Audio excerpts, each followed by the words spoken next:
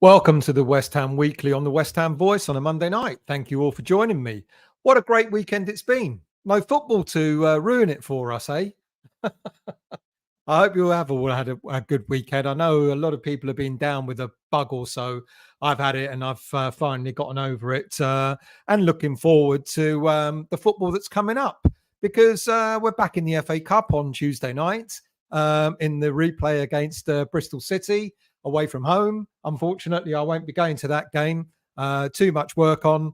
And I just can't stay overnight for that particular one. But we've got the Premier League back as well on Sunday up at Sheffield, which I'm looking forward to going with a few friends, Wiggy and Mr. Williams. I hope you're all well. I know Wiggy's not watching, but Paul might be. So welcome to the show. What am I going to talk about? Well, the usual stuff. A brief look at the game against Bristol coming up and who might be playing.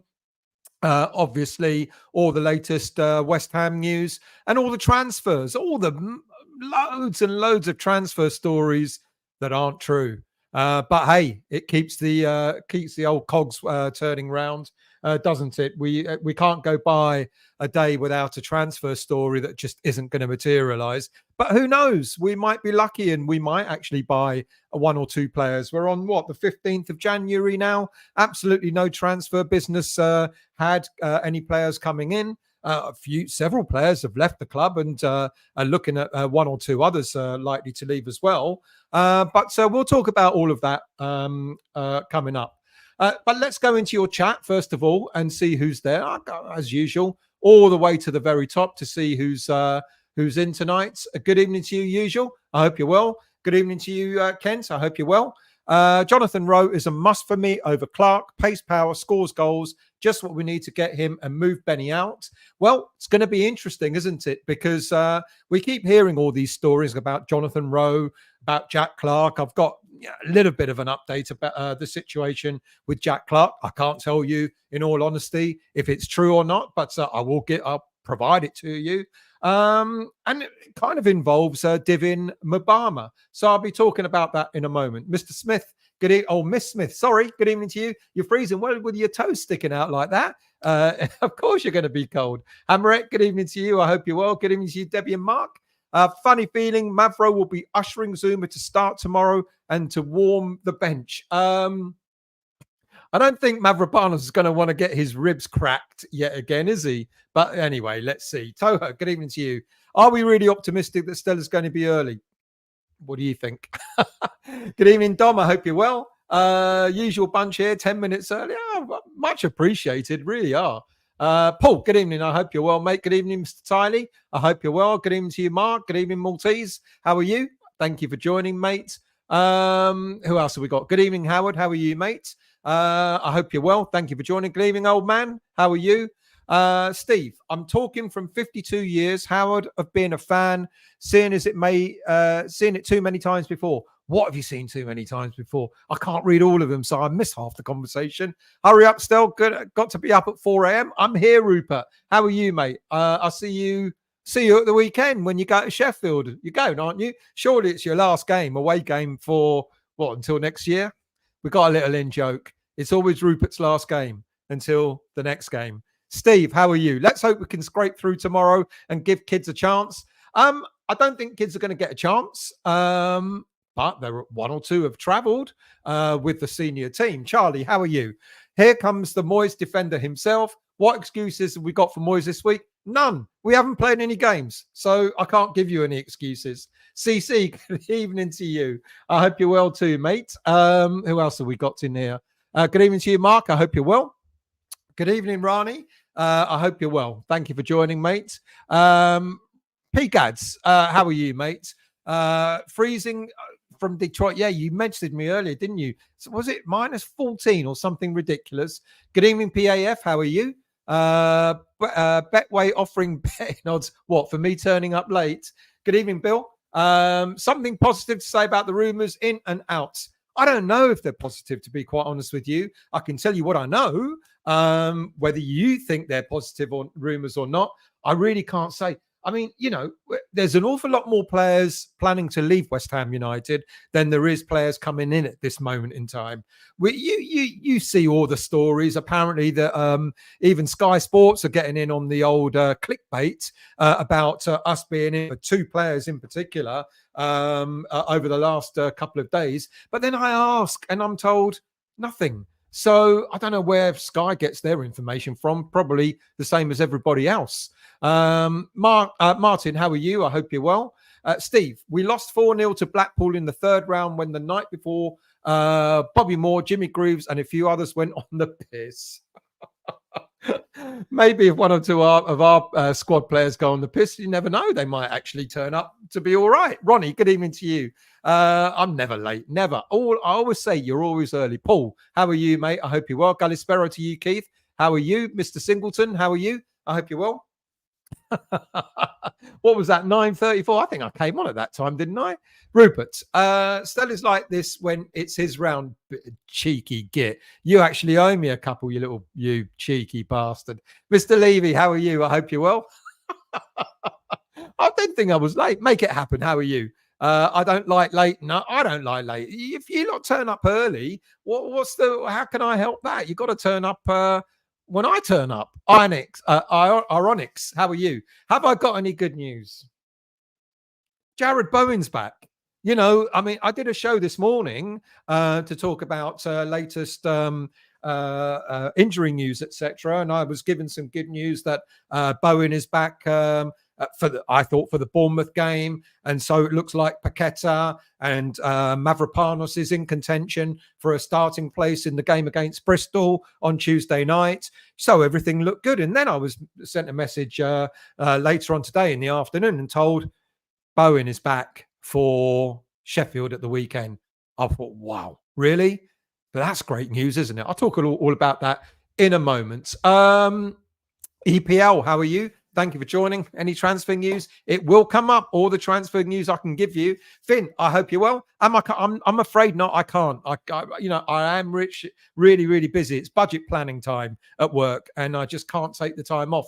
Unfortunately, I did contemplate. I thought I could drive there. And I could drive back 3.5 hours. 3.5 hours there, 3.5 hours back. And I thought, I'm dedicated, but Serif, Galispero to you, mate. I hope you're well. Good evening to you, Schizo. How are you, mate? I hope you're well. Thank you for joining. Good evening to you, Sharky. How are you? UAP, evening all. No sign of Kudus in the Ghana defeat. No, he hasn't played. And I think that's good news in some ways, because I think a lot of us were really worried that the Ghanaian team or the Ghanaian management and the coaches were going to throw Kudus in at the deep end when he wasn't quite ready. So fair play to them. Hats off to them that they haven't done that with the player, which means that he's just not quite ready. Now, there's a big chance, of course, they've got Egypt and they need to win that game, that he could be thrown in then. And if he's not ready, who knows? Evening, Dan. I hope you're well, mate. I need to message you. I was trying to contact you for last Friday, but I'll message you again later this week if you're free next Friday. Trini, Osman and Jota were mentioned on Sky by Darmesh. We are all supported to be monitoring the situation. We are all supposed to be monitoring the situation with Calvin Phillips. Well, Jota, I'm not going to mention Osman. I don't think there's a chance. For the January transfer window, we'll be looking at players that can actually come into the team challenging the senior players for a spot in the first 11. I don't think Osman is there, but Jota, possibly. I'll talk about him a little bit later on. Good evening to you, Darren. And Phillips, by the way, you can forget that. I mean, how many windows have we been linked to Phillips? I think apparently he's going to Tottenham or Newcastle. So let him go. We've been chased him. He's never interested to come to West Ham. Doesn't look like that's going to change anytime soon. Darren, I hear we'll sign Ibrahim Osman, regardless of ins and outs. Yeah, if we do, it will depend on what sort of price, but I doubt very much. With the greatest of respect, I'm sure he's a fantastic young talent, but I don't think he'll be in contention for the first team, to be honest with you. It's someone that we could get and bring into the under-21s. I don't think that's what we're looking to do at this moment. I don't know. Could be wrong. because we still need to look at players for the under-21 squad as well. I just can't see Osman coming in contention for the first team. I might be wrong. I hope I am, and I hope he smashes it. I hope he's the next Kudus. Steve, good evening to you, mate. I hope you're well. Thank you for joining. Ironics, I think we need Benrahma for at least 2 more weeks. Well, this is what I'm going to talk about a little bit later on as well. I'm beginning to wonder, given how long everything is taken with transfers, etc. Yes, a few players are leaving, but you would argue that the players that are currently that have left West Ham, the senior team, are players who just haven't played. And not likely to play, like, for example, Connor Coventry. So Benrahma is another issue. Danny Ings, again, I know there's interest in him, and I talked about that in the show I did this morning. But again, it looks like they might end up staying. Chuck, good evening to you. Don't usually catch these shows. I'm glad you're here. Thank you for joining, mate. Much appreciated. Morning to you, Tim, from Melbourne. How are you, mate? I hope you're well. Trini, I am much better. You can tell that in the voice and my excitement at doing this show and telling you all that we're not going to sign anyone. Sharky, Bruno was a great guest last week. You should get him on again. I absolutely will. Fantastic lad. It's interesting. I found it really kind of interesting. And I got sent a message earlier today that I read from Graham Upson, who messaged me, and he sort of like said about, good show and all that sort of stuff. And he talked a little bit about, the sort of the fans that we're getting, because we spoke about that. Bruno was talking about, the atmosphere at the club, etc. And Graham talked about, maybe this has always been the plan. And we kind of went back all the way back to the founder of West Ham United. I can't remember, Arnold Hills. And it's interesting. Arnold Hills, I know he kind of he ran the ironworks and all that sort of stuff. But Arnold Hills was an Oxford-educated, middle-class man who ended up owning a football club. And it's interesting that, as years have gone by, it is a working man sport. It always has been a working man sport. But was that intended back then? I don't know, because Arnold Hills certainly wasn't, he was very different. And you look at the fan base now, and is it turning that way? And we were talking about the fans, sort of like under the skin of West Ham, etc. Is it turning that the wider sort of, the more popular football becomes, if it can become any more popular, is attracting a new breed of fan who doesn't go there to chant and sing and shout and swear and stuff like that. I don't know how I got onto that, but anyway, good evening to you. Daniela, good evening to you. Cockney, good evening to you. Bloody hell, delivery turned up late and he's... There you go. Razor, how are you, mate? Make sure you take your pillow with you so you can have a nice sleep watching Moyes crap again. Hopefully Tim's got his list out. What if I told you, Razor, that Moyes is likely to sign a new contract? I know you'll get... Don't go into one.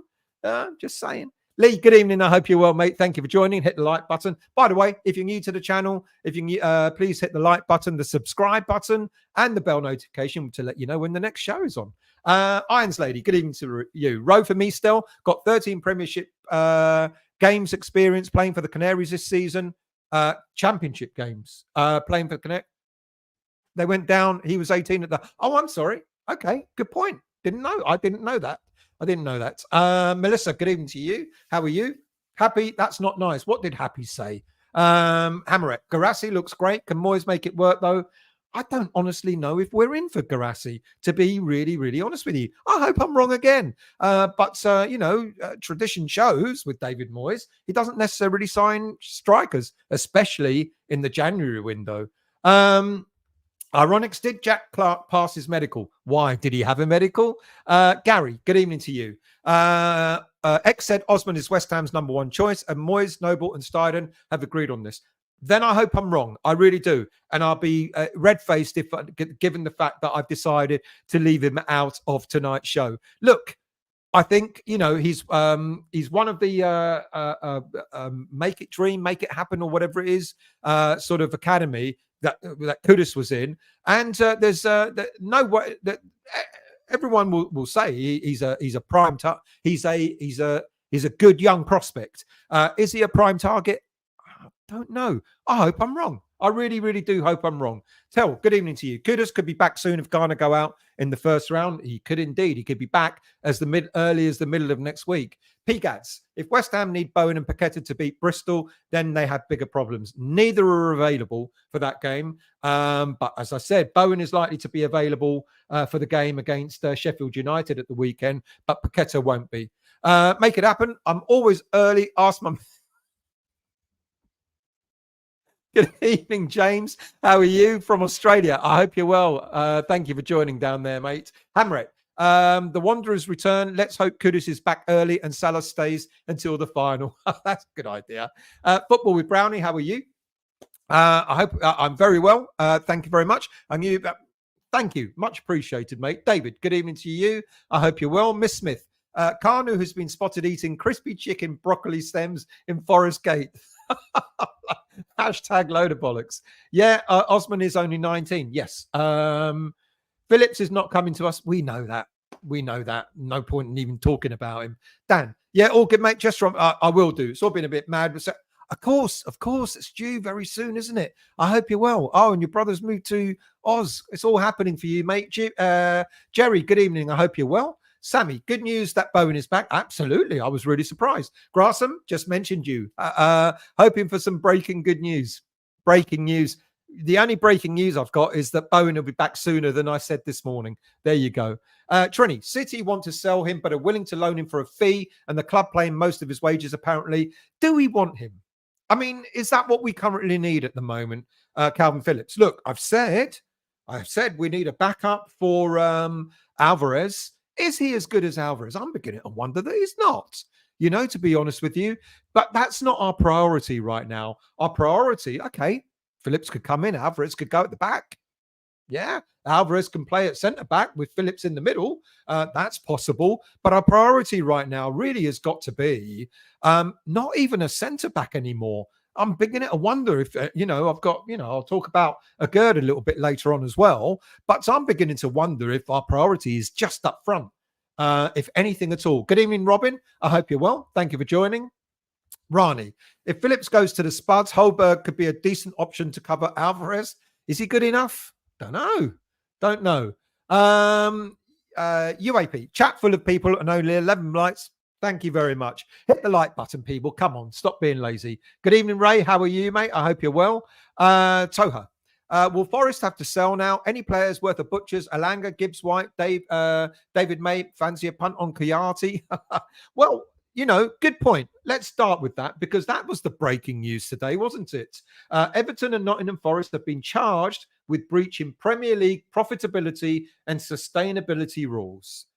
Now, Premier League clubs are permitted to lose a maximum of £105 million over a 3-season period. That's about £35 million per season. Now, due to Forest spending 2 seasons in the Championship within the latest assessment period, the maximum loss they were permitted was £61 million. The Premier League says that both clubs have confirmed that they're in breach of the rules for the assessment period ending 22-23. Their cases have now been referred to the chair of the judicial panel, who will appoint a separate independent commission to determine the appropriate sanction. Punishments could include a fine, points deduction, or other sporting sanctions. Everton have already responded to the charge, criticising deficiencies in the Premier League rules and how they now have to defend another complaint against them. As you know, they were docked 10 points with breaking FFP only a few months ago.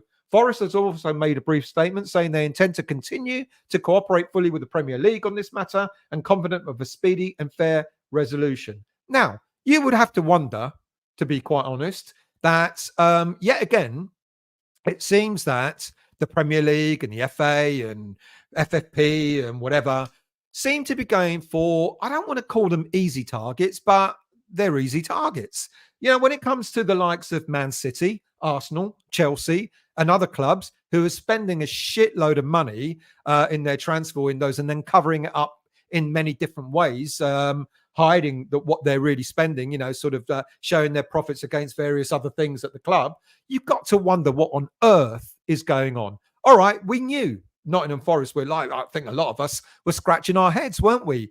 Sort of saying, well, how many players do they need? How many players are they going to buy? And we were kind of, I think a lot of us were secretly wondering, are they going to, come up against FFP? Lo and behold, they have. Everton again. Everton have kind of disputing the rules that are out there. But you've got to ask yourself, why just these clubs? What is going on with the likes of Man City and Chelsea and Arsenal and other teams like that? How are they getting away with it where Nottingham Forest, the likes of Nottingham Forest and Everton and other clubs aren't? You could see, and I'm not using this as an excuse, but you can see why there's a nervousness from clubs like, apparently the Aston Villa fans are worried that they're going to be, their club's going to be targeted next. So you can actually see why clubs like West Ham United are a little bit fearful of even stepping slightly over the mark with FFP. So, and like I've said before, it's even more stringent FFP rules when you're playing in Europe as well. So you've got to wonder what on earth is going on. I'm not saying that they're wrong. Apparently, both clubs have admitted that they've broken FFP in the Premier League, but you've got to ask yourself, why is it that clubs like that seem to be targeted, and yet other clubs who are spending a shed load of money willy-nilly at will. Man City have got a good excuse, haven't they? Because apparently they make a huge profit from their academy. And they kind of cover a lot of their transfer costs because they're selling young players left, right, and centre. They've got a churn, and I think Chelsea had that too. But weren't Chelsea done for that? I could be wrong, or they were, they had to stop that practice. So I just think it's that there's a very uneven playing field here, where some teams are targeted and other teams seem to be all right. Spend as much as you want. There's a way around it by the looks of things. I could be wrong. I wonder what you guys think. But I'm going to get onto the injury news in a minute. But before I do that, let's just finish one or two more comments. Darren, is it just me that finds every away game are getting quieter and quieter? Even away games are getting quieter. For instance, in the concourse, it used to be electric. No, mate, I wouldn't say that, to be quite honest with you. I've been to just about every away game this season, and it's a bit full on. So I'm sure you'll know. Razor, Creswell, Ings, and Benny Johnson and Fornals. We won't miss them. So sell now and so check. Let Tim play Scarles and a few others until he gets in what he needed for the future. Creswell at the end of his contract. I think he'll just go at the end of it. Ings, possibility. I know there's interest from clubs. Benny, I think he's the only one that might go. When it comes to Johnson, again, I'm not so sure unless we get cover. I don't know. And then Fornals, he'll go in the summer. I don't think it will happen just yet. Aaron, I just watched X on Hammer's chat earlier, and he said pretty confident that Moyes will be here next season. I said that a few weeks ago, and I was shot down. Unfortunately, it's a very real possibility that Moyes will get a new deal. I know a lot of people don't want to hear that, but Sean came on the show and he said that last Friday as well. Heard Sean Whetstone call you a goat herd last week. Bloody racist, didn't he? Epic. I heard Jack Clark was spotted in Canary Wharf. Ronnie, I fear we're not signing anyone.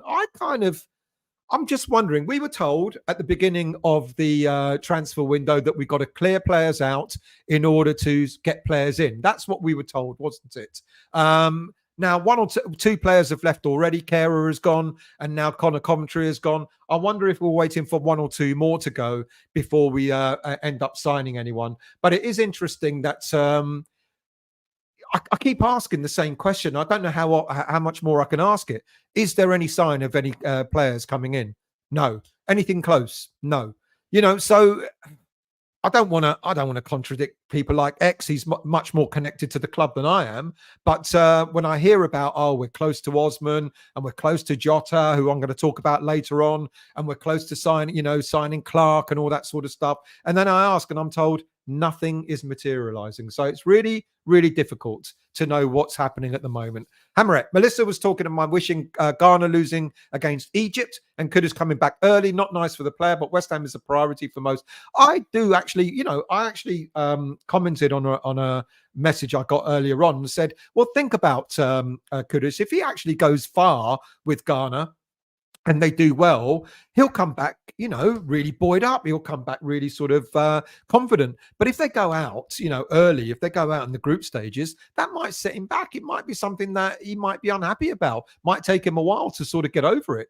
Now, people, there's loads of comments in here, and I am trying to catch up. So do forgive me if I don't put up all your comments. Good evening, Ian, and good evening, Lee. I hope you're both well. Toffees would be 20th. Should they get another 9 points? Can't see them getting back from that at this halfway point. Bill, I think Man City want to give Michel Girona coach, whose Pep's brother part owns, experience in the Premier League before he eventually takes over from Pep when he desires to go and play golf in the sun. Interesting. I was told last week to look for the Girona coach. And I, again, didn't have time to do it. So my apologies. Who else have we got here? Keith. The FA and the Premier League are corrupt from top to bottom. They will heavily punish all clubs outside the Super League 6. Meanwhile, Man City trundle on. This is my thoughts. Trini, they are bullying the smaller clubs. Even Newcastle is saying they cannot buy anyone. Exactly that. You might have the richest owner in the world in football. Doesn't matter. You've got rules to abide by. And Newcastle know this all very well. And yet, some teams seem to get away with it. Jerry, make it happen. That was his twin brother. Make what happen. Miss Smith, Chelsea and Man City bought all the success means nothing. You're absolutely spot on. David, City are tying up lawyers with red tape because they can. They've got the money to. They can make that go on forever and ever. Darren, I feel sorry for Forest. They could have sold Johnson for less earlier and not been done for financial fair play, but held out for more money and got it. So they get done for doing the right thing for the club. Isn't that weird? Really, really good point. Trini, Forest are in trouble because 2 of their years were in the Championship where the financial threshold is lower. Yep, mentioned that. You're absolutely right there. Ironics. Shouldn't be worried if you're targeted. You should be worried if you're guilty. Everyone should be targeted by the rules. I don't disagree with that. But then here we go. How on earth? Here's the counter argument. Are Chelsea not in financial fair play trouble? This is exactly it. Yeah, you're absolutely right, Ironics. But when you actually see it looks to us as fans, we don't know the true, workings of club finances. But when it looks like some teams are actually getting away with it and other clubs are not, that's when it starts to rub up the wrong way. Rani, is anyone being targeted by FFP? Everyone knows the rules and submits their accounts if they fall foul of the rules. Aston Villa fans apparently are worried that they're going to be next in line to be targeted. Rani, question is, are the consequences correct? If clubs face point deduction, then they're more likely to comply. Well, I think, yes, I think they would be more, if it's a points deduction, the last thing you want to do is break financial fair play. Stan, good evening to you. Potter's backroom staff now released from contract with Chelsea, so Potter will get a job soon. Let's hope it's not a West Ham because I don't really rate him, to be honest with you. Bill, Sullivan is playing games with offering Moyes contract. He made the mistake with Big Sands dropping results. He's keeping Moyes guessing. Well, that's the counter argument, isn't it? That what we're hearing is on one side is that, Sullivan is stringing Moyes along in order to continue with good results. And on the other side, it's a done deal. I don't know what to believe. I'm erring on the side that he's going to get a new deal. Make it happen. Jack Clark was in Stratford getting a one-way ticket. Sharky, Stell, do you fancy West Ham will get a win tomorrow? It's going to be a tricky game. It is, but I do think we will win. Goodness me. We have to, haven't we? Matthew. Hi, Stell. The Premier League are absolutely terrified of the government coming in with oversight. They're going after the low-hanging fruit. You're spot on there. They're going for the easy targets, aren't they? Man City and Chelsea can kick the can down. You're spot on. Absolutely spot on. Apparently there is a threat that the government will bring in someone to oversee finances, and they don't want that. They want to manage, they want to run their own backyard, don't they? You're absolutely spot on. They're going for what they can get, the low-hanging fruit, the easy clubs, because they know, as someone else alluded to, that the likes of Man City, etc., will just get lawyers involved that'll make it, take longer and longer and longer. Dexter, hi mate, how are you? Very well. You there? I'm afraid. Promising that Bowen and Paqueta injury fears aren't as bad as expected. Let's hope the players can perform in their absence in the interim period. I totally agree. We should have more than enough to be able to beat them. But then we didn't, did we? So Toha, Potter is the modern Atkinson, flash in the pans. Well, Potter worked, as you can see from De Zerbi, Potter worked to a system when he was at Brighton. And then that system, all you need is just to plonk a coach in, and that will keep churning over. De Zerbi has actually proven that he's a better coach than Potter. That's why I'm not keen on Potter. All right, it was a big ask. I mean, let's be honest. We were all surprised, weren't we, that Potter went to Chelsea? How many of us said that ain't going to work? And we were right. But I don't know. Yeah, I'm not so sure about Potter, to be quite honest with you. Oh, man. Apparently, Everton were able to write off £150 million of loss. Just couldn't find an excuse for the $9 million they got deducted for. Gart, good evening to you, mate. I hope you're well. Don't think Moyes cares whether he has a contract. He knows he stays if he wins and is out if the results go downhill, contract or not. Good point. Ted, I think Potter would be good for Hammers. Young English and tries to play decent football. There you go. I just said completely the reverse. Right. Okay. Let's get on with the show, because we do have some injury news updates. And I did this morning. So do forgive me if anyone watched the show this morning and I'm kind of repeat myself. Well, not totally repeat, because what I said this morning was that I thought Jarrod Bowen was going to be back for the Bournemouth game on the 1st of February. Fantastic news that I was told later this afternoon that he is penciled in to return for the game against Sheffield United this coming Sunday. I think that is absolutely, if correct, that's absolutely marvellous news. I hope we're not bringing him back too soon, because look what happened to Paqueta when we brought him back too soon. So the medical team have got something to prove here, that they can actually get it right. Because as much as everyone was sort of saying, shame on Moyes, how dare he bring Paqueta back so soon, he is relying on the experts being the medical team. Of course, you speak to the player and you ask the player, how are you feeling? Yeah, everything's fine. Medical team, yeah, everything's fine. And then what happens? Comes back too soon and injures himself even more. I hope that doesn't happen with Bowen. As I kind of said about the injury, every injury has a three level tier. So a grade 1, grade 2, and a grade 3. If it's a grade 1, it's a minor thing. Like I think it looks like with Bowen, it was sort of a bit of ligament damage on the outside of the ankle, which can take about 3 weeks to 3 to 4 weeks to get over.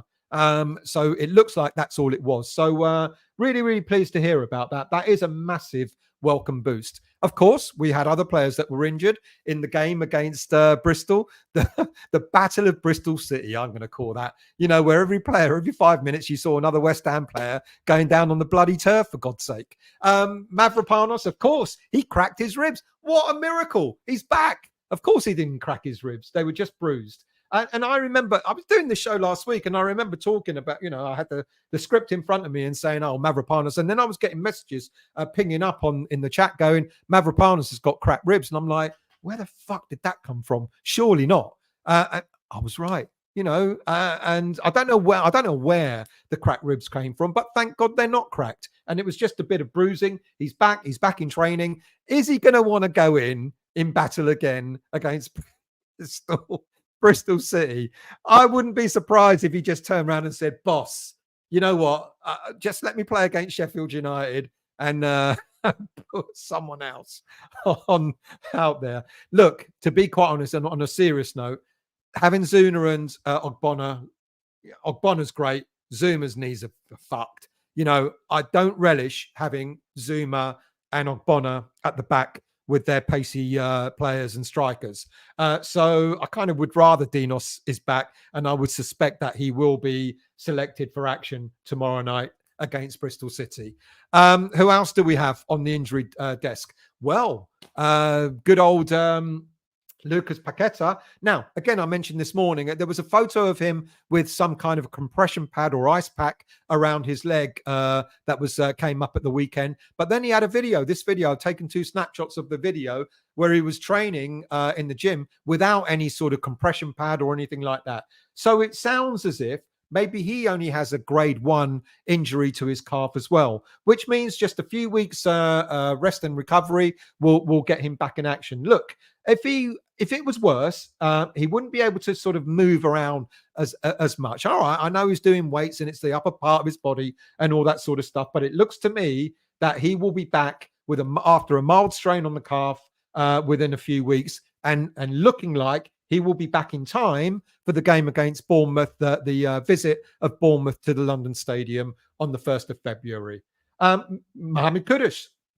Now, we know he's already joined the Ghanaian team, and I mentioned earlier on there was a fear West Ham fans thought that he might have been selected for the pre-AFCON tournament in the friendly against Namibia, which they drew 0-0. He didn't play in that. Then there was a fear that he was going to be selected for the first game of the tournament, the first group stage game against Cape Verde. He wasn't selected for that. They lost that game. And as I mentioned already, their next game is against Egypt. And now that game, Egypt against Mozambique, finished 2-2. So at the moment, Cape Verde are top of their group. Mozambique and Egypt are joint second. And at the moment, Ghana are at the bottom of that group. So they've got to beat Egypt. If Egypt beats them, they're almost out of the competition. Now, I don't know. I guess, depends on what else happens in the other games, etc. But they might be out sooner rather than later.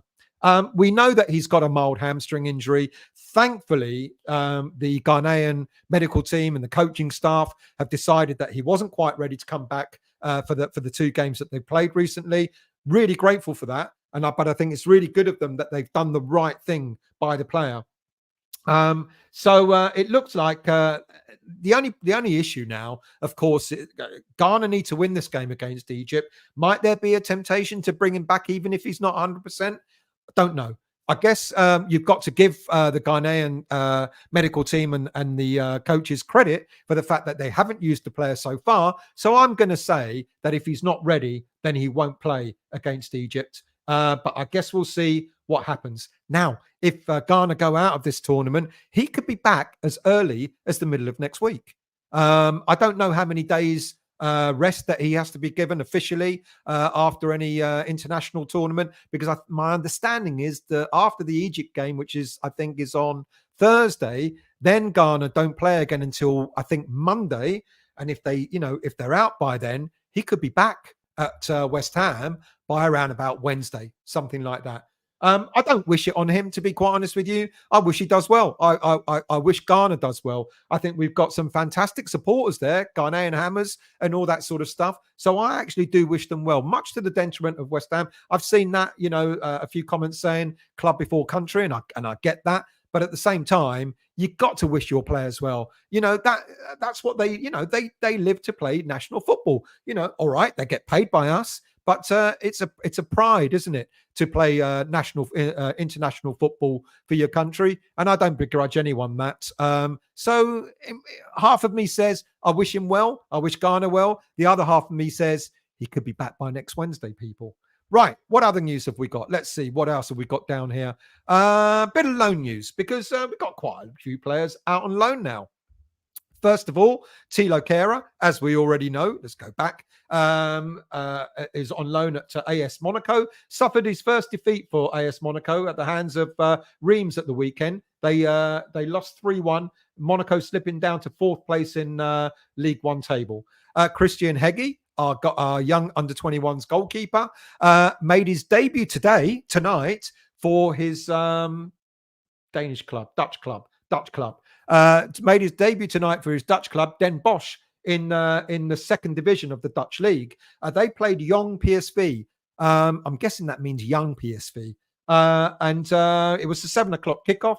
And he played the whole game. He only just joined them last week. So well done to him. That, it looks like he could become their first choice keeper. And the game finished 2-2.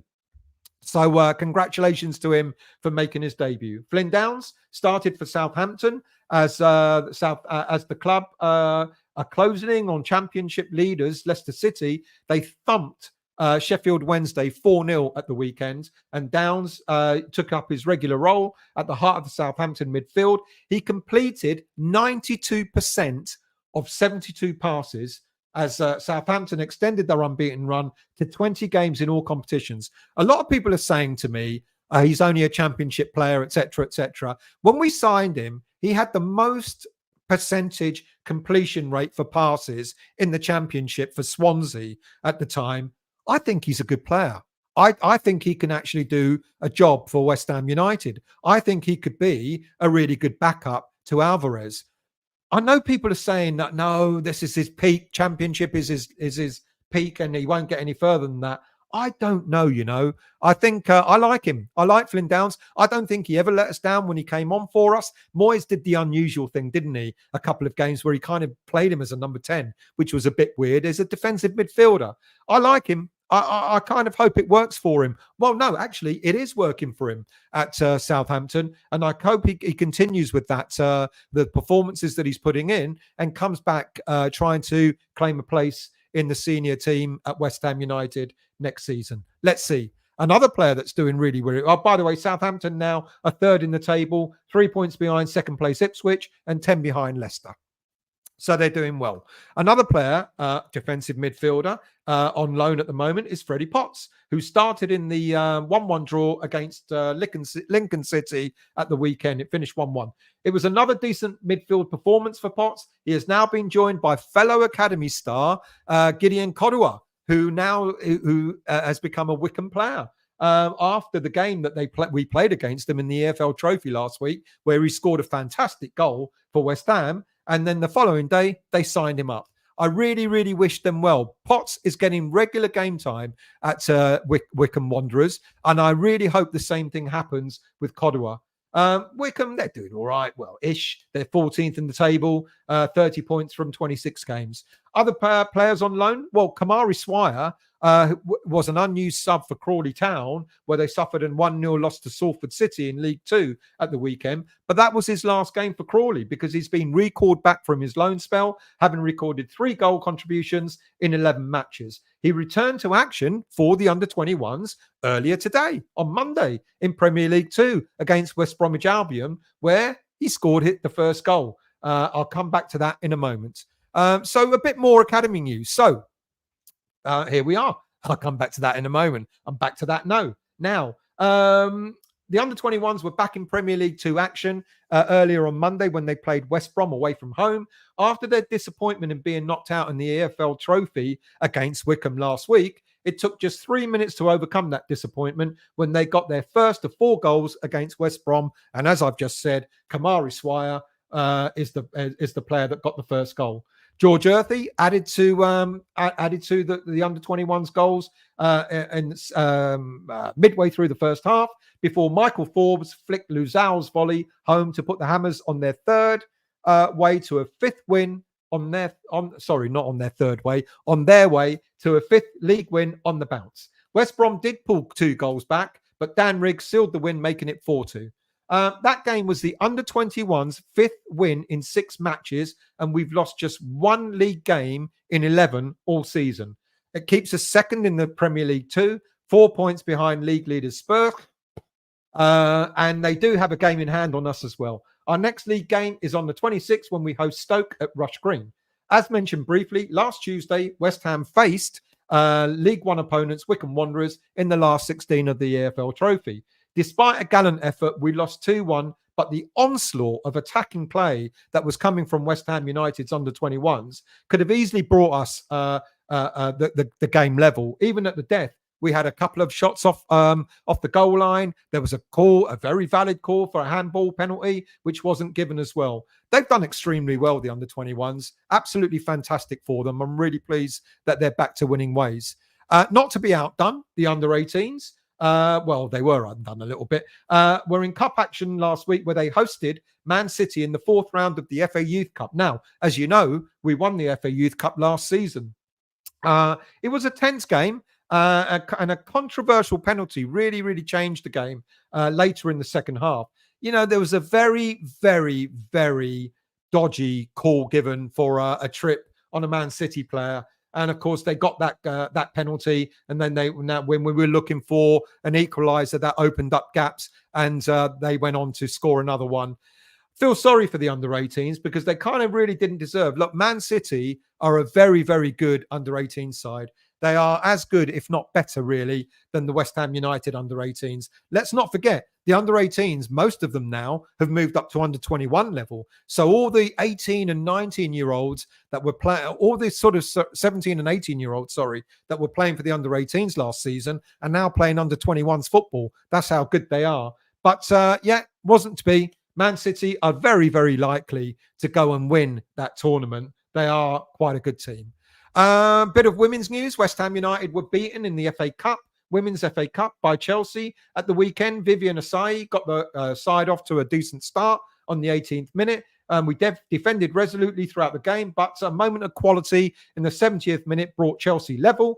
And in extra time, they got another 2 goals to seal the win. Now, it'd be easy to sort of give Rayhan Skinner, who's the manager of the women's team, a lot of stick. Don't think she's been doing that well this season, but she's brought in a couple of new players, signings in the transfer window. Shelina Zadorsky and Katrina Gorry both started in the game against Chelsea. They're going to take a bit of time to settle in, but that kind of bodes well. They look like they're really decent players, and that bodes well for the future of the women's team. We're fighting a relegation battle at the moment, so I guess it's something that we needed, a bit of strength in depth. Right. Before I go into the next part, which is going to be a little bit about the game coming up on Tuesday night. Oh dear, what have I got there? That wasn't meant to be there. That's good. I'm back on track. Let's go back in and take a few more of your comments. So let's scroll down. Let's go to Andrew. If we don't bring in some new players in this transfer window, it means we've learned nothing from the last time this happened, which cost us the semi-final against Frankfurt. I don't disagree with that. And I'm like, I keep looking at the squad. Isn't it funny how at the beginning of the season, we're all patting ourselves on the back saying, what a great transfer window. And look at the squad. Look at the squad we've got. Not only the first 11, but the whole squad. Now, did we know that it was going to turn out to be that a lot of the squad players were, and you can argue the reasons for that, the way Moyes treats them and all that sort of stuff. We've heard all these arguments, but this is their opportunity now, isn't it? So if we don't go into the transfer window, do we have enough in the squad right now to be doing better than they are?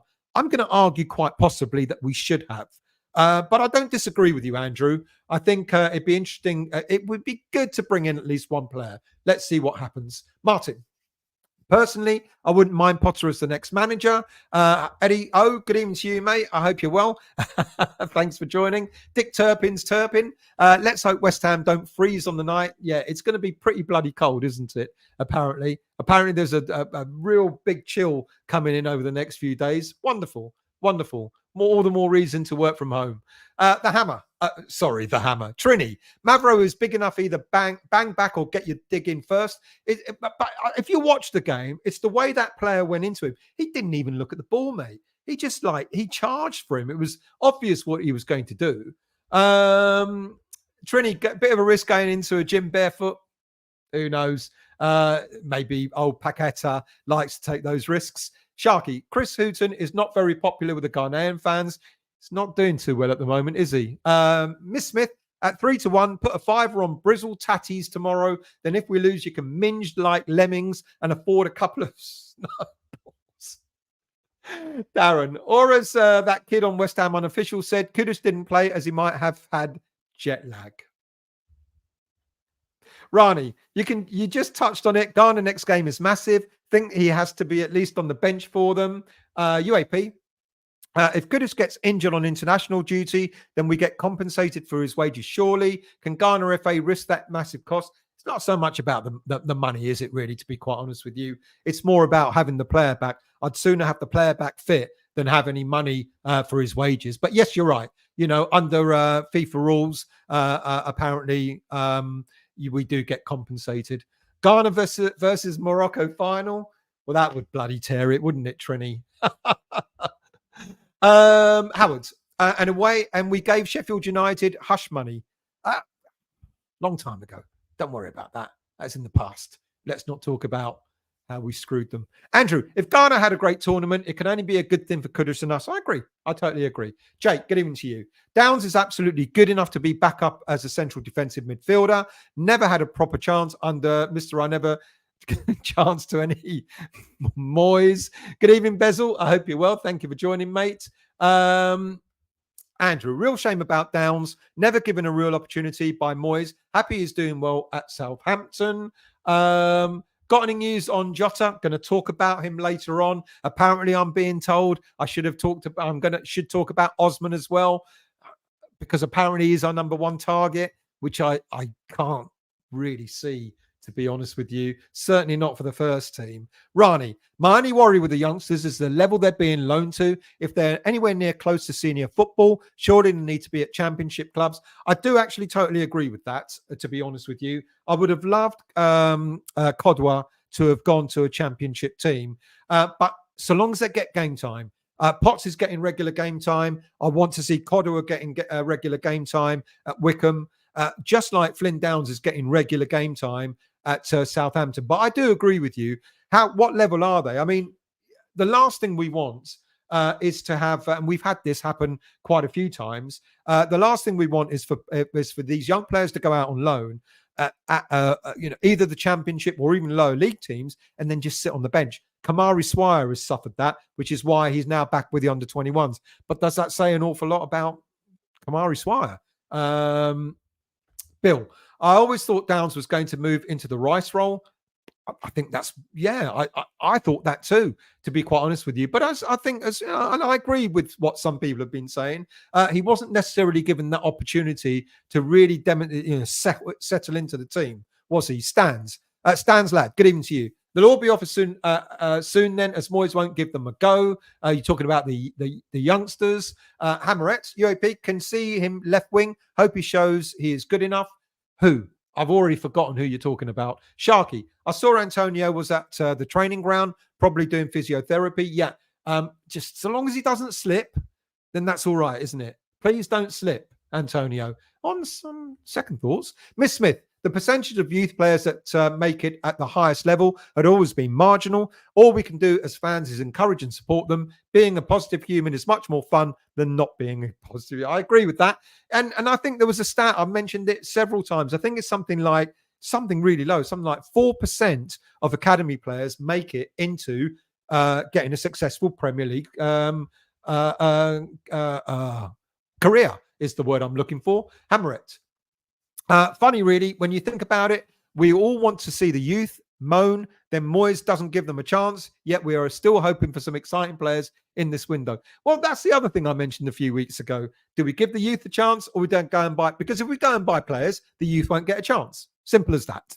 It is logical. You're only allowed 25 players. All right, yes, you can bring in youth players apart from the 25 in the squad. But if you've got 25 players in the squad and you're not using half of them, what chance are you going to use? Is a academy player going to be used? UAP, let's face it, if we could pick a period when we lost Kudus, Bowen and Paqueta, it would be now. You know what? You're absolutely right. It's in a small way, it's kind of a godsend. What have we got? We've got the replay against Bristol City that we could have done without. We've got Sheffield United who are languishing at the bottom of the league. And then, if we get past Bristol, then it will be the FA Cup fourth round, which could either be Blackpool or Nottingham Forest. In a way, you're absolutely right. Howard, we brought in Rolls-Royce players. It shows that the levels are going up. Our squad hasn't developed, and it shows the golfing class. I trust Steiden to carry on the recruitment. Absolutely. Look, a lot has been said, hasn't it? I've talked about, can David Moyes and Tim Steiden work together? I trust that they are. I think Steiden, you think very, very logically, when Steiden was being courted, he would have known who was the manager and what the plans were. He would have asked what's happening with West Ham United, who's going to manage them, etc., etc. I think they are beginning or have already demonstrated that they are working well together. Hammerett, Kodwa loaned to Wycombe Wanderers is a good move. Gets on the pitch with fully grown men every week, hopefully harden him up. You might want to slightly rephrase that, but I kind of get what you're talking about. Daniela, just reading West Ham make a court over the catering prices at the London Stadium as owners are ignoring the concessionaire agreement. Sean messaged me about that earlier and I almost fell asleep. But you're absolutely right. Apparently, we've got the most expensive catering prices in the Premier League, and there's an agreement in place that catering prices should be at a particular level, no higher. And the owners, Delaware, I can't remember the rest of their name, Delaware, who run all the catering facilities and drinking facilities at the stadium are ignoring that. Ben H, good evening to you. Moyes plays the first team only. He's not interested in the squad, so forget about youth players playing. Now, here's an interesting stat, and I forgot to put the stat up on an image. Guess who in European football doesn't rotate his squad during games? The highest. Yeah. Ain't David Moyes. Is Xabi Alonso of Bayer Leverkusen. Apparently, Xabi Alonso does not use his squad to its effective way. Now, they're riding high. Are they still top of the Bundesliga, or they're as near as damn it? But it's really, really interesting that when people have a go at David Moyes for not rotating the squad enough, not utilising the squad players, not bringing in youngsters, etc. Xabi Alonso, who everyone wants at West Ham United, is at the top of the charts for using the same 11 players game in, game out. Isn't that interesting? Let's scroll down. Ronnie, question. If Moyes plays Scarles, Marshall and Mubama tomorrow and we get turned over, will he get accused of throwing a game? Good question. You know, that is a valid question. Play the youth. Fuck me, we've lost. Why did he play the youth? Black Country, good evening to you. 2 sausage and chips, 22 quid. That's cheap, mate. Come over to my way and see how much it fucking costs. Right. Delaware North, thank you very much. Who put that? Keith. Delaware North, they're the ones. Thank you so much. Bob's ears, good evening to you. Good news, we're arresting Knight and Williams tomorrow. Bad news, we're replacing them with Ellis, Geng, Carl and Sinclair. Safe journey tomorrow, Irons. Right, let's go into the match preview, shall we? It ain't going to be long. You know, just a very, very brief one. So we've got Bristol City, and we talked about, you know, who David Moyes might play, etc., etc. And one player, there's been a number. Let me take that off for a second. There's been a number of young players who have travelled with the senior team. Is that still on? Let me just double check because I just knocked it. Yes. A number of academy players, have travelled with the senior team. Now, we know Mavropanos, as I've said earlier on, is available for selection. Antonio, Paqueta, Kudus, Bowen and Agurd are not available for selection for one reason or another. But we should have enough in the squad to get a positive result against Bristol City at the weekend. Now, they'll be buoyed by the result that they got against us back at our grounds just over a week ago. And they've got absolutely nothing to lose by going for it. It's their cup final. It is their cup final. It's ours as well if we don't do well. I think the team that we might see at the tomorrow evening could look something like this. Look, we do have enough in the squad to actually do well against them. Sorry, it should be Fabianski in goal. My mistake. I should have put Fabianski in goal. I think Soufal, Mavropanos, Zuma, and Johnson, and bear with me why I've selected Johnson, could be in at left back. And then I think maybe Maxwell Cornet might finally be given a chance, and you'll have Alvarez, Soucek, Ward-Prowse, and on the left in attacking role, I think possibly you'll see Emerson being more pushed forward for this game with Danny Ings up front. You could put anyone up front. You could go for Mubama, if not Ings. You know, there's an alternative, isn't there? Go for a 3-5-2. Now, I don't think this will happen against Bristol City, but maybe at the weekend when we play Sheffield United, we might see this. So 3 at the back with Oggy, Zuma and Mavropanos, then 5 in midfield that can drop into a 5 at the back when we're under attack. And then wouldn't that give Moyes the option to actually use two up front. Now, this was before I heard that quite possibly that Jarrod Bowen would be back for the weekend. But tomorrow night, could he use something like this tomorrow evening and go for an attack-minded 3-5-2 rather than a defensive-minded 5-3-2? I don't know. But there's another player, we just saw the image of him, who could be in contention. Now, do I think Callum Marshall will start the game tomorrow evening? No, I don't. But he, along with Caelan Casey, centre-back Caelan Casey, full-backs Ollie Scarles and Dan Chesters, and Callum Marshall himself, attacking winger Callum Marshall, are all likely to be travelling with the senior team to Bristol tomorrow. Now, do I expect to see any of them? If we do see any of them, I think this is the one player that we might get a little bit of game time.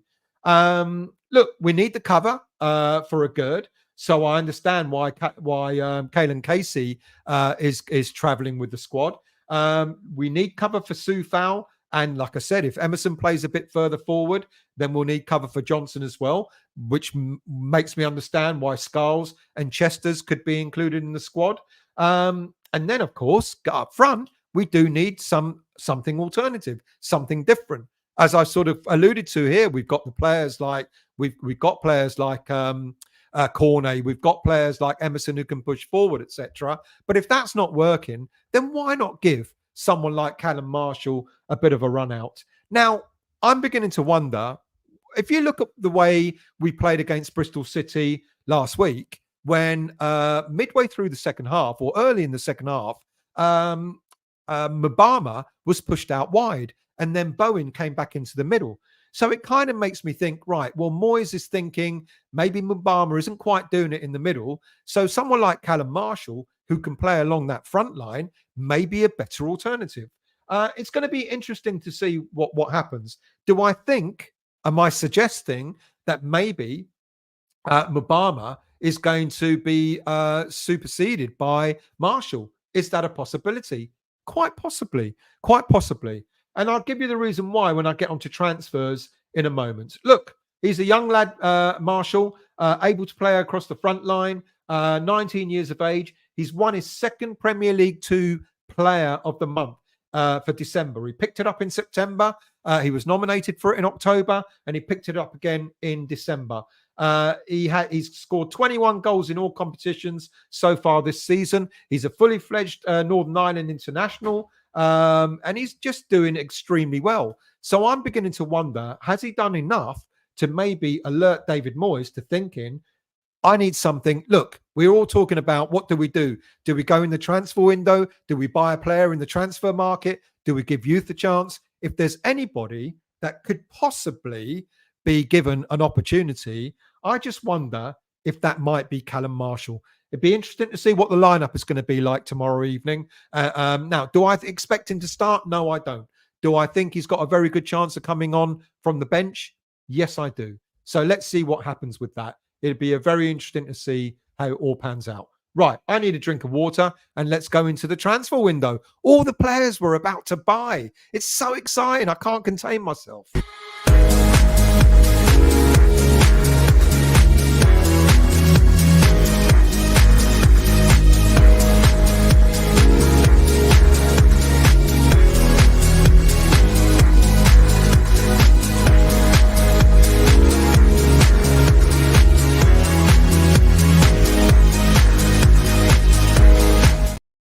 Right. Let's give you all the transfer news, all the rumours, all the updates, etc., etc. So many people have said at the start of the show that I should be mentioning the young lad, the Ghanaian, Osman. I'm sorry, I haven't included him. Apparently, he's our number one target. I don't know. I can't say for sure. I know someone said that X mentioned it earlier on. And I just don't know. In all honesty, if he is a player that we're targeting, I genuinely cannot see that he'll be targeted for the senior team. I think he'll be brought in and he will be put in with the under-21s. That's my theory.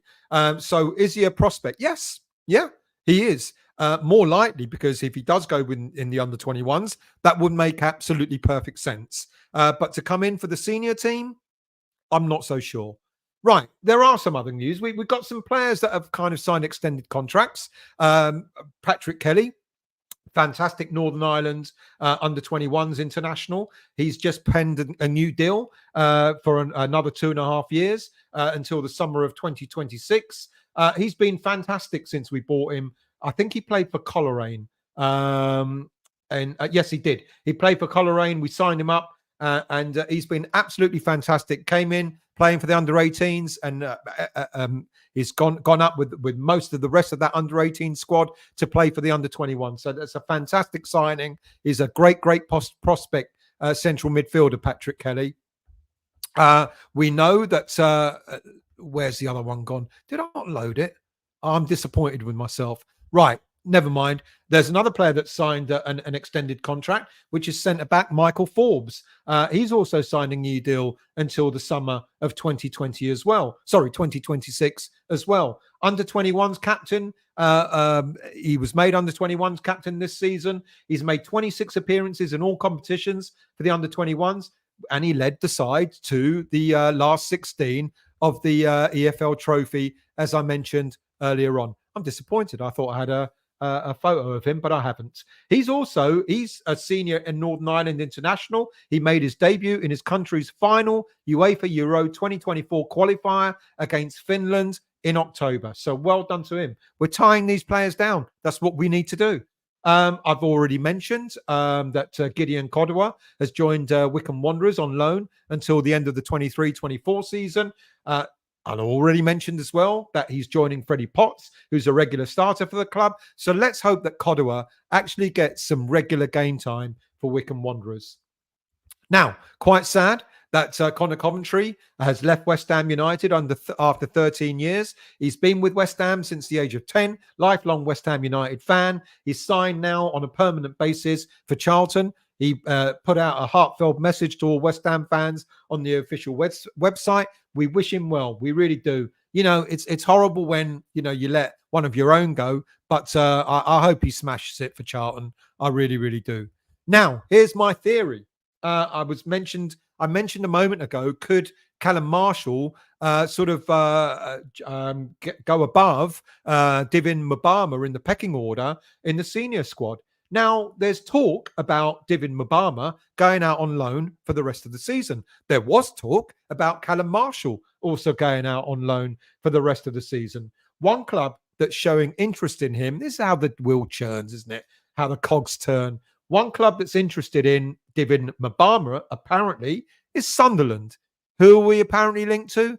Jack Clark of Sunderland. Sunderland also owe us some money for Pierre Ekwa and Ajibola Olise signings that they made from us.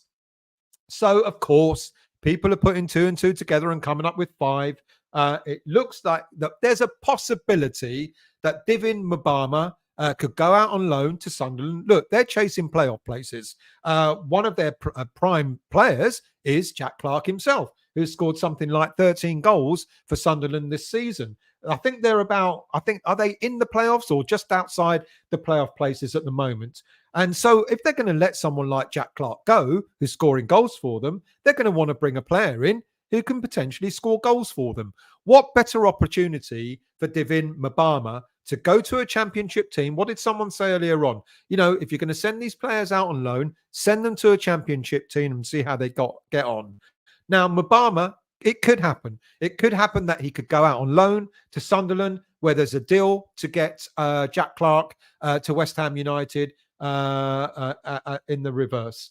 I don't know. Watch out for that. It's going to be interesting to see how that develops. And that takes me back to the theory why I think quite possibly Callum Marshall could leapfrog over Mubama in the pecking order for the senior team. I misspelt it. Jonathan Rowe for Norwich is a player that we're apparently linked to. I mentioned him this morning. Decent player, very flair player, fantastic player for Norwich City. Will they let him go? Well, I guess maybe something like a 15 to 20 million pound bid might get the player. He's a raw talent. And again, I think the thing I've got going on in my head is, are these the sorts of players that will come in and fight for a place in the first team? Will they be any better than what we already have on the bench? Would Rowe with his inexperience, be a better option than Benrahma, who might leave for another club? I don't know. It's a difficult one to answer. It's possible, but then it's possible that he may not, be up to the level that we need, and then we'll end up having another player on the bench that is not going to get a lot of game time if Moyes doesn't trust that he can do a job. Right, another player that we were linked to, which has come up in the last couple of days, and that's Jota of Al Ittihad, latest name to be linked to us. He was sold to the Saudi club in the summer of 2023 for something like £28 million from Celtic. The Portuguese player has not featured for most of the season because of player eligibility. They can't play him. He's not eligible to play. I mean, surely someone must have thought of that before they signed him up. I don't really know. Apparently, the one thing that is a bit of an issue is he's on apparently 200 grand a week. There is absolutely no way on earth, no matter how fantastic he might be, that West Ham United are going to pay him or anybody else 200 grand a week. 24-year-old, skillful player. He can operate on both flanks. He's been likened to Lucas Paqueta. He even looks a little bit like him. Not sure about that moustache, but there you go. Great skills, great ball control, really good passing efficiency, great decision-making in the final third of the pitch. He's even known to track back and defend for the team. What's not to like? I guess his salary is the thing not to like. But I would imagine there's going to be quite a lot of top clubs that are going to be in for him as well. So watch this space, I guess, with someone like Jota. Do I think it's a possibility? I'm not so sure, to be honest with you. I wish I'd done my research on Osman, because I know you lot are saying he's the prime target. Maybe I'll do another extra show for tomorrow morning to talk about him specifically. When it comes to other transfer news, there's a lot of other stuff. Ben Johnson apparently now has been linked to clubs in Spain, as well as Leeds United, as well as Rangers in Scotland, etc. There's quite a lot of players still linked to be leaving West Ham. Do I think any more of our players are leaving? Mubama may be on loan. It's quite possible. Benrahma, again, quite possible. It's interesting. Benrahma was training with the team again, after apparently refusing to play in the FA Cup game against Bristol City last weekend. So it's going to be interesting to see whether he would even be picked for the game against Bristol, the replay against Bristol for Tuesday night. That will be interesting. Do I think he'll be leaving? I think that's quite possible. It's already been sort of said that there are two players that if we get the right money for them, they'll go. And that's Agurd and also Benrahma. Now, if Agurd goes, are we going to be able to attract Max Kilman? I think not in this transfer window. And again, I talked in my earlier show this morning. Let's see if I've got some images, if I can bring those up from this morning. Bear with me 1 second. Let's get that out of the way. I think it's quite possible that if we don't get any players permanently, we could bring in a couple of loan signings. One of them being Trevor Chalobah of Chelsea. He's a potential. Look, apparently Pochettino doesn't have an interest in using the player this season. He will be available for a loan to buy deal. I know he hasn't played any senior football this season because of injuries, but he's back training now. So there's a possibility that if we lose someone like Agurd, then Chalobah could be a serious target to go for. Who else? Bear with me 1 second. We've done that. Agurd. If there are at this moment in time no bids for the player, I know he's out on international duty with Morocco, but a deal could still be done whilst he's still on international duty. It's not unheard of for medical staff to go out on site and do a medical on him to determine whether he's fit enough to be bought. So that's going to be interesting to see. But at this moment in time, no bids in for him. So when I started the show and I talked about what might be our priorities in the January window, what it would have been, given that Agurd was looking likely to leave, then yes, you would be looking for a centre back. But if we can't get the right bid for him, he ain't going anywhere. And he'll be told to stay until the summer, and then we'll get rid of him in the summer instead. And like I've already mentioned, Benrahma is the only other player that I can think of at this moment in time that is likely to stay, likely to go at West Ham United. So it looks like the priorities have changed. It looks like if we don't get the money for a Gerd, he's going to stay. We'll have our 4 centre backs and we'll move on. Ben Johnson, with all the interest, I think it's an interesting one. But we're going to have to find a replacement. And I know people have started talking about Jeremy Frimpong of Bayer Leverkusen, but he's valued at something like 40 or 50 million pounds. That ain't happening, is it? To be quite honest with you, we're not going to be spending that much money in the January window for a defender. So it's all going to be dependent on what happens. Now, apparently, we've gone out to AFCON looking at Rob Newman has been sent out on a scouting mission to AFCON to be looking at players over there. That's interesting. But, how much time will we have in order to be able to sort of look at players and then try and buy them, get them over, medicals, etc., etc. It's all it's all really up in the air at the moment, to be quite honest with you. There's nothing really, really solid. Even if we're told that certain players are prime targets. Is it Ibrahim Osman? Is that his first name? I can't remember. We're told that certain players are prime targets. I'm not so sure anymore, to be quite honest with you. I really am not. As I keep saying, I think Osman is a prospect, but a prospect that may go into the under-21 squad rather than into the senior squad. Right. Bob's ears. Good news. Oh, we've done that one. My apologies. Andrew, I remember when we loaned Reece Oxford to Reading, he couldn't even get into the starting 11. I'd like to think that they're all top players, but we will be lucky if one of them will be good enough to make it. That is a sad fact, but it's unfortunately true. Ken, because Xavi is playing the same team, that's winning most games. Well, we're winning most games, aren't we?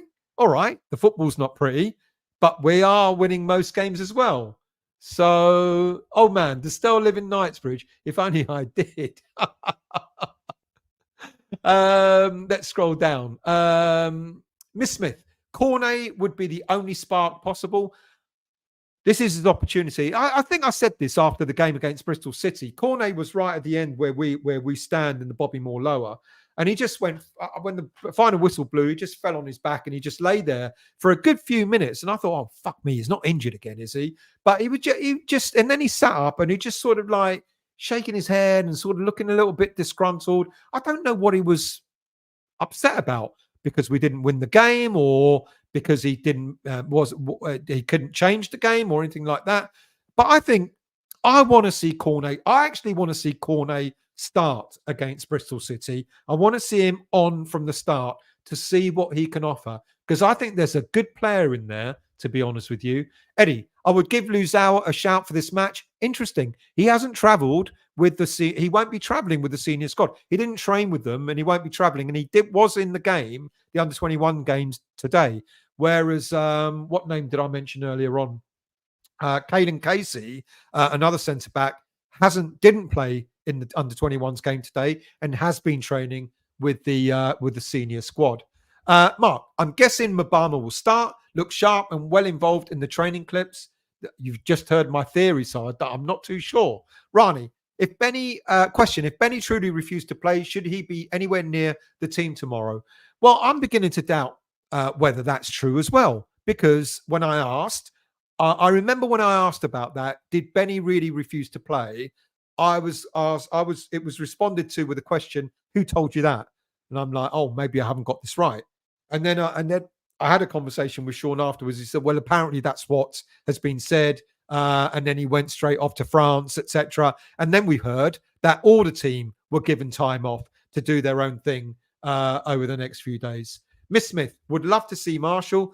I'm beginning to wonder that Marshall may be given an opportunity tomorrow night, not from the start, but maybe given an opportunity tomorrow night to demonstrate what he's capable of doing. If he does well, will we be going in the transfer market, or will Moyes be thinking, I've got someone here that can do the job I want him to do out on the left-hand side? Possibly. Hammerett. I don't think Benny did as much as as people are saying. He obviously wants to leave, though. I think he does obviously want to leave. We've seen, the video that he put up when he scored a goal for Brentford, etc. Really odd thing to do. UAP, Bristol City have been shocking at home this season, and then we turn up. The gift that gives on giving. Andrew, if Cornet doesn't get a game tomorrow with all our injuries, he may as well give up.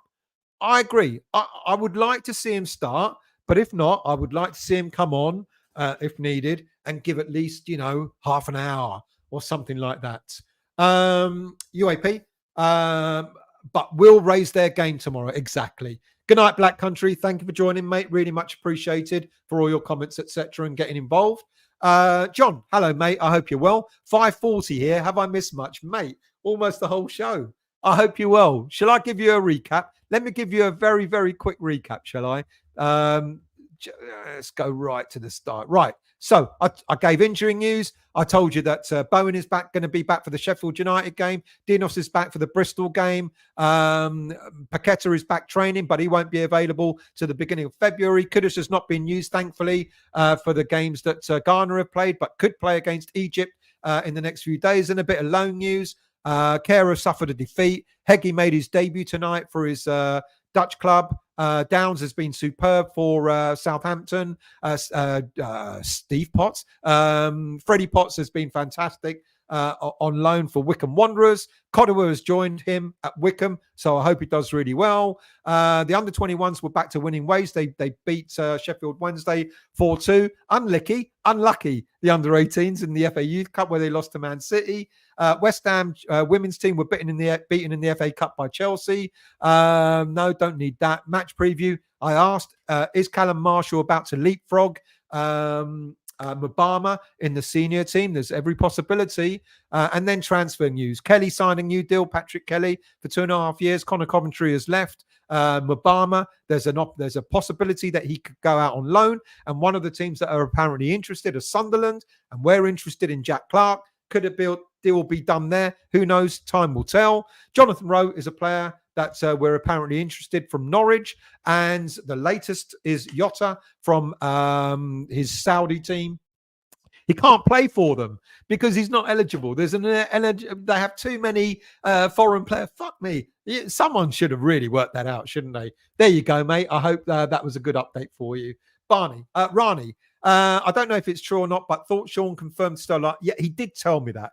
He did say, I did ask him after, and he said, yeah, there's apparently, he refused to go on. He refused to train. He refused to go on when he was asked to, but he is back training. So I don't know how that works out, but you're absolutely right. If that did happen, would you want him back training with the rest of the squad? Interesting. Ryan, is Mubama even good enough? If he isn't signing a contract, then I say forget about him and give Marshall a chance. It's a good shout. There's a lot of people that have begun to say that, perhaps Mubama just isn't the real deal. Ryan, good evening to you. I hope you had the same catch-up that I just gave to John. I hope you're well, mate. Henry, Cornet hat-trick tomorrow. I'd love it. Gavin, I hope you're well, mate. I'm very well, and I hope you are too. Yes, thank you, Hammerette. If you haven't subscribed, what are you waiting for? Hit the like button, subscribe, etc. That will do the channel a lot of good, and thank you for doing so. Toha, West Ham Academy is Northern Ireland Academy. That is so true. We've got quite a few players from there. I think Kelly would opt for the Republic, though. He's an under-21 Northern Ireland international, but I don't know his status, so you probably know better than I do, mate. Sharky, I was kind of hoping he would go to Coventry. Boom, boom.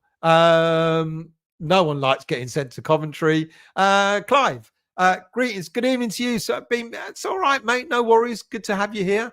Howard, a third of you haven't shown the. Do it. Spurs fans. Darren, yes, and yes. Take a punt on Rowe. I think Rowe's an interesting player. I think he's a very interesting footballer. He likes to entertain. There's a lot of people. I think Kent Hammers said it earlier on. A few others have said it. If it was a choice between Jack Clark and Rowe, a lot of people would prefer to go for Rowe. Ryan, please do not bring in Jota. He isn't good enough. There you go. I looked at his details. And he seems like a very decent footballer. But why do you go to Saudi? To play football or for the money, really? Let's scroll down. Ben, Jota will go to the Spuds, not us. He loves Ange and would fare far better under Ange's tutelage rather than Moyes. Miss Rowe, paqueta of love, paqueta of beans, paqueta of slice, paqueta of dreams. Wow. Have you had a bit of rum? Andrew, unfair to judge Mubama until he gets the opportunity to play in a full-strength side, which hasn't been the case so far. I think that's a fair comment. I do agree with that. I think it is unfair. Have I seen enough, though, for it to suggest that he's got the quality to succeed, whoever he plays with? And at the moment, I'm not sure that I have. Adam, I think at most we'll only get 2 players, maybe 3 at tops. One of them a loanee. Wow, definitely not 3. I'd be even surprised if we get 2. Damien, I concur. Flynn is a great midfielder. I like him. Trini, can a deal be done for a Gerd Wiles? Yes, it can. You can go out there. You can take your medical staff, whatever club wants to sign him, do a medical on him, etc. Yeah, can be done. Has been done before whilst players have been on international duty. Adam, Mubama is still young and learning, so he needs time. But in my opinion, he will come good. I really hope he does, to be quite honest with you. We always want our own to do well. And I really hope it does come good for him. At the moment, I think maybe Marshall is beginning to have the edge. Hamret, would you be happy if we did not get a forward this window and keep the striker budget for the new manager in the summer? What new manager in the summer? Should we get one? Obviously, I would rather striker money. You know, I've said I don't think we're going to buy a striker in this window, and I'll stick to that. I think if we do get a player, it's going to be a left-sided attacking player rather than a striker, which will give Moyes different options up front. You know, you can mix players around. I think Gerd Andrew is our best centre half. Find it strange how we're looking to offload. We're not looking to offload. Let's get this right. It's not us that want to sell him, but given that the story keeps coming out that he doesn't want to be at West Ham United, then we're going to have no choice but to move him on and get someone else in. I think he's a fine centre half. Has he had his mistakes? Absolutely. He's made quite a few mistakes, quite a few errors. But apparently, he doesn't want to be here. It's not us wanting to let him go. Darren, new coach should work with whoever we have and not the other way around. Good shout. You know, a good coach, a very good coach, can take on anyone, can't he? And improve them. Sharky, a Gerd won't go anywhere for now. He's done okay so far. There's more to come from him, I think. Well, like I said earlier on, if we don't get the money for him and if we don't have a lineup replaced, he's not going anywhere. Adam, we need a striker and a cover for other positions if we play to finish top 6 or 7 or win the Europa League. I agree, but I don't think we'll get a striker. Do I think we'll get a striker in the summer? No. Darren, Tim should get the striker. Well, you know, people keep talking about who's buying all these players. It is, believe it or not, like it or not, it's a collective. You know, they are working together. Rob Newman, everyone thought as soon as Steidon was in, even I thought this. Rob Newman, we thought he was all going to go. He's still working for the club. David Moyes is working alongside Steidon to get the right players in. So it's interesting. They are working as a collective. English Yardie, good evening to you. A Gerd not going anywhere. We need defensive help. Johnson, I could see going, but we need Johnson. What Moyes needs to do is recall Flynn from Swansea. Unfortunately, he cannot. It's a tied down deal. There's no clause for us to be able to bring him back, unfortunately. I would love to have him back. I think he'd fit in really well. Garino, good evening, mate. I hope you're well. Andrew, Benrahma's a championship player, but there are 1 or 2 Premier League teams that are apparently showing an interest. Hammerett, imagine Paul Flynn. If there was any way he got him back, he's just a bench warmer. I feel sorry for him. I think he should have been given a chance last season. Bill, Downs is at Southampton. Cannot recall him either. Vasco, good evening to you. I'm watching your live from Ghana. Don't worry, Ghana will not qualify from group stage. Kudus will come back. Ghana Black Stars themes, they are the most useless thing ever in this tournament. I'm so sorry to hear that. Really am, Vasco. I hope you're well, and thank you for commenting on the show. Garino, any more injuries? Cornet still frozen out? Yep, nothing's changed. Damien, sorry, Daniela. Sharky, it's on ITV, 1970s TV show with Trevor Reeve. You've gone off tangent. I don't know what you're talking about, but carry on. Toha. Moyes probably refused the recall for Downs. I would not be shocked if this was true. No, it was already written in the agreement. Sharky, you really don't expect them to qualify from the group stages? Vasco asking a question. Terence, we definitely need a striker if Moyes goes or not. Quality isn't Tim in charge of signings. Quality. We need a quality one. Isn't Tim in charge of signings? He obviously has new manager in mind. Therefore, the striker isn't for Moyes. Well, Terence, yes, Tim Steiden is involved. And I said this last week and the week before. I think what's happening now, they've got a working relationship going on. Steiden is sitting there with Moyes and he's going, what is it you need? I need a left winger. Okay, what kind of player do you need? I need this, that, and the other. Right, I'll go out and find him. What do you need? I need a right back. I need a left back, etc. And I think that's how the working relationship is happening at the moment. Do I think we're going to get a striker in this window?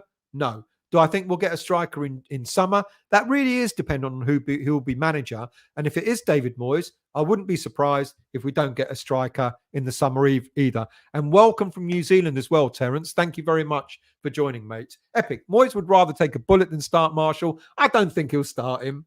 I really don't. But will he come on? I think there's a possibility. There's a possibility. Hammerette. Potts can't wait to see him in the first team, hopefully in the near future. Another player doing really, really well. Should be coming. This is the idea of sending players out on loan. Send them out on loan, see how they're doing, come back a lot better for it, and then be knocking on the door to try and get into the senior squad. Good evening, Scott. How are you? I hope you're well. Toha, if you start selling merch still, I think unlicking. I've done worse, Toha. Trust me. Oh, man. Stell's chairman of DNA, the National Dyslexic Association. I do work for a charity, but not that one. Adam, you're right, HH. Moyes isn't getting a new contract until the end of the year. It depends on top 8 finish or Europa League win. Be prepared to be disappointed. Crafty, please hit the like button. Thank you very much. Scott, I would love Rowe, Speedster, Clark, left wing upgrade, but Jimenez would put us over the top. Good shout. But I've heard nothing lately about that one. Delton. I still just tuning in, so missed a lot. Hopefully you saw the update I did earlier on. I did a snapshot of the whole show. Trini, Smith Rowe reminds me of Wiltshire. Loads of talent, but injury pro. I'd love to have Smith Rowe, but you're absolutely right. He's very, very injury pro. By the way, I wasn't talking about Smith Rowe. I'm sure you know. I was talking about Rowe of Norwich. But Smith Rowe, yeah, Trini, I admit, he's a classy player, not getting game time, but the danger is, can he stay fit? Garino, think we're being linked to Ghana forward player Osman, who plays in Denmark for Nordsjælland. Yes, talked about him earlier on. And I said that if we are linked to him, my theory is that he's likely to come in and play for the under-21s rather than coming into the senior squad. That's my thought. Of course, I could be wrong. Vasco. They're saying that Kudus cannot play the group stage match until they qualify to run to the last 16. Interesting. That's a good shout. I didn't realise that, Vasco. John. Sean did say that Ghanaian lad is our number one target, though he said he's a right winger when we need a left winger. 19 years old. Can't see it for the first 11. Is Sean winding us up? I don't think he is. I think because a lot of people have been talking about him. But I think, like you, John, I think he's one for the future. And we've done it. We've bought 17, 18, 19-year-olds, and they go straight into the under-21 squad before they go into the senior team. Luzao is a prime example of that, where we got him from Brazil, but he's playing for the under-21s. I think he's 9. I think he's 20 now. Scott, if Tim gets this transfer right, we win Europe and finish top 6. He doesn't, nothing. We drop out of Europe and finish 12th. Clive, we signed Fornals while he was on Spain under-21s duty. There you go. It can be done. Garino, I would question where the story about a Gerd not wanting to be here is coming from, to be honest. Now, well, we thought initially that it was about his agent trying to sort of like get a new deal, get him, sold, because of course agents make money when their players are sold. And then we were told, no, nothing to do with that. The player himself doesn't want to be at the club. For what reason? That bit I don't know. Of course, many are going to speculate. It's because of Moyes, because of the way we played. It could be something else. It could be that he's not settled in England. It could be that. It could be something completely different. Andrew, Jack Clark doesn't want to move south. Would be another Dawson scenario. We should go for Rowe. Interesting. I didn't know that. Delton, why is Moyes insisting with left for right and vice versa? I think you'll find a lot of clubs do that now, to be honest with you, Delton. An awful lot of clubs play with what they're called inverted wingers these days. Delton again, need proper left-footed player on the left to put instant crosses. Yeah, well, we've got Cornet, surprisingly. What are we up to? We're not far. Ben, Steiden is working with Moyes under sufferance. If you think they'll be working together next season, you're delusional. Let's see what happens. Let's see what happens. Sharky, I can't believe your internet is working fine still. It's a miracle. You know what's going to happen now, don't you? Not really. Kevin, look, we can all blame Moyes, but you have to look higher. It's Sullivan, but no one questions that. Interesting comment, yeah. Eddie, Moyes will be here next season. We will win the Europa League and give him a new contract. You do know if we win the Europa League, we will be in the Champions League. Champions League. Did Stell just say Willie? No, I did not. Adam, with the Gerd, it's the low block he doesn't like, so that's why he's unhappy. The way we play, he's getting his best, not getting his best from him. I've heard that. Garino, I think people need to understand that neither Moyes or Steiden have full control of transfers. They work together with Sullivan as ultimate veto as he holds the purse strings. Yeah, it's true. He is the owner of the club and he will hold the purse strings. But let's be honest, we have spent a lot of money over the last few years. It's not that we haven't. Oh, man, a replacement for Benny needs to carry the ball as it would draw fouls. So Moyes' set piece can go into overtime. Yeah.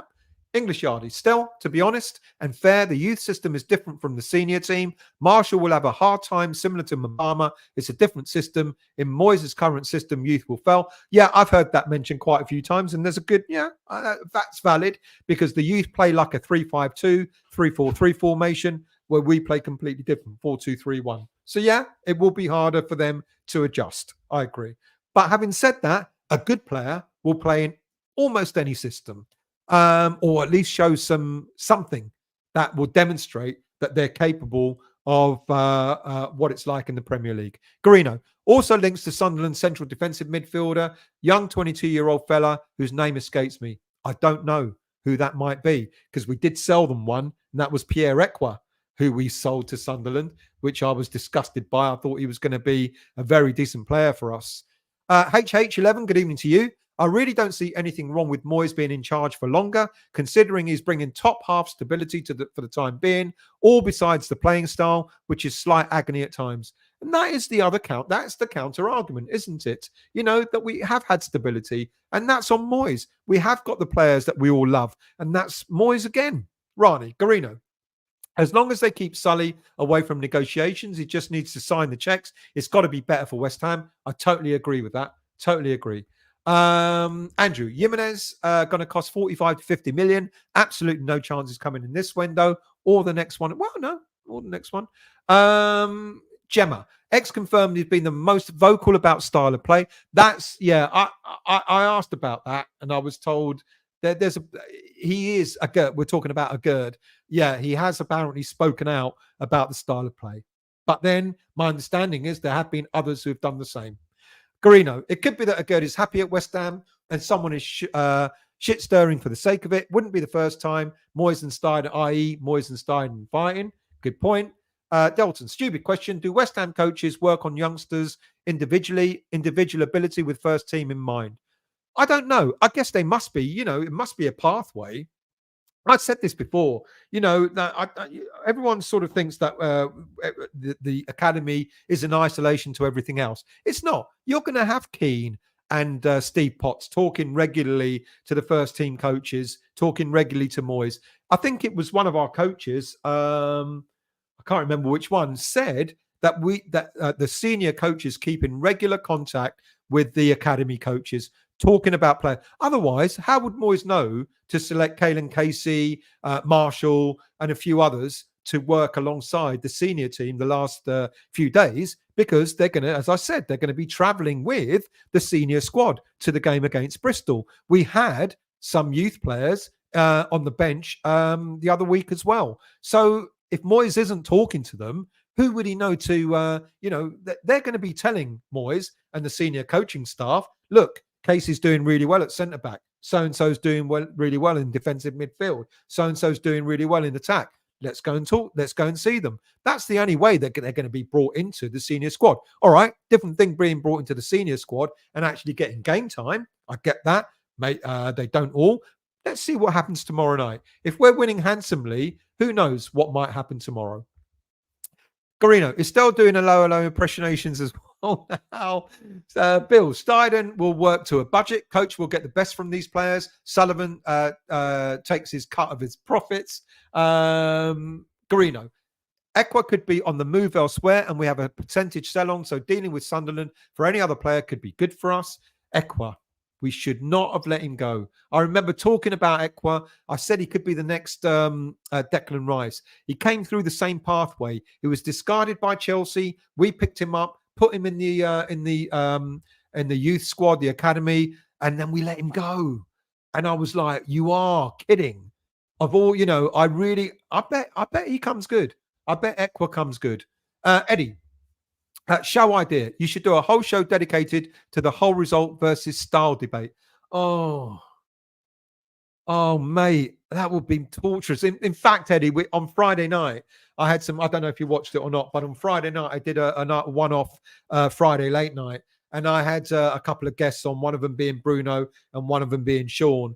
And we were talking about not just really the style and results, etc. But Bruno, old school, was talking about the old days and saying, we never used to go and watch West Ham for the results. The results didn't matter. It's interesting, though, because all of a sudden we've become, with the bit of a success that we've had, we're expecting better and better results. Whereas in the past, Bruno was saying, didn't matter about the results. You went to watch the football. You went to watch the likes of Alan Devonshire and Trevor Brooking and players like that, sort of, playing on muddy fields and so on. And, if you got spanked, what was the game that we applauded West Ham when we lost something like 5-2 or something ridiculous, whatever the score was? And yet, because we were trying, the team was still applauded off. And he said it was never about the results. But I don't know what's happened now. Now it's all about the results, and would it be if we went back to losing every game but playing really, really good football? Would we be happy? That is a show in itself, Eddie. You're absolutely right. Ken, Calvin Phillips is coming to West Ham. No, he ain't. None of the other three can afford him. Maybe good for a short-term deal. How many times have we tried, to get him? I really hope. I don't think he's a priority, Ken. I really don't, mate. I don't think he's a priority. I think our priority, if we sell any other players, if we let any other players go, depending on what positions they go, they will become our priority. So if a Gerd goes, if Ben Johnson goes, we need a defender. If Ben Rama goes, if Ings goes, we need an attacking player. Calvin Phillips, the only thing I said, quite possibly, you let Calvin Phillips go, then at least you've got Alvarez who can actually play in central defence. But do you want Alvarez in central defence? I'd rather let him do what he's doing. He's doing fantastically well in the central midfield. Cheeky bid for Bellingham, the Sunderland one. I don't know enough about him. How good is he? Hammerit. Remember my bin dipper mate saying EL is poxy after Champions League. English League, Europa League is poxy after Champions League. Would we be happy getting conference again next season?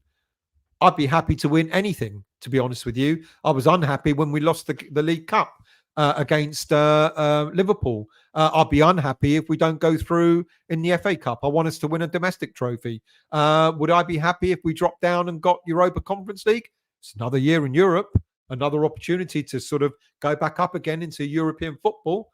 Trini, we need cover for Alvarez. We have only him as a proper CDM. I totally agree.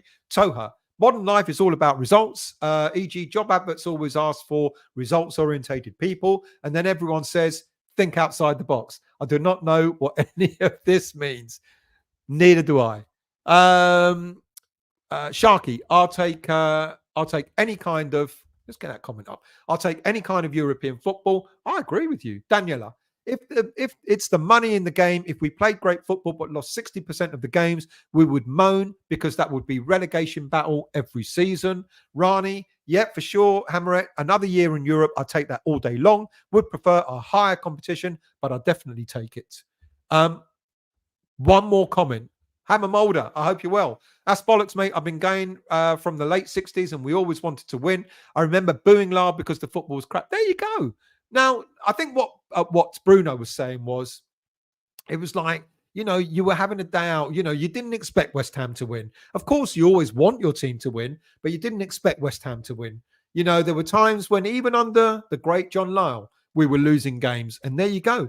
Proof is in the pudding. I asked the question on Friday night, if John Lyall was around these days, or if social media was around in John Lyall's days, would he have been hounded out the way David Moyes is being hounded at the moment? I'd say possibly yes. Lee, I don't care who we bring in, just as long as it's another type of player that like Kudus or Alvarez, workhorses, no mucking about, we're fighting them. Absolutely. Stephen, why can't we have entertaining football and win? Not saying that we can't. Don't get me wrong. I'm not suggesting for a moment that we can't have entertaining football and win. I think what I said last week was, maybe this is part of the project. Maybe part of the project is to have these years of stability. Okay, the football might be a little bit turgid at times, but to have these years of stability in order to continue taking us another step up, another step up, another step up. Last season, okay, in the league was poor, but we won a trophy. Does that cover up the paper over the cracks? Not so much. But look at what's happening this season. We're doing well in Europe. We're doing well in the league. The football ain't great, but we're doing well in both competitions. Was I upset about the League Cup? I absolutely was. Will I be upset if we go out of the FA Cup early? I absolutely will be.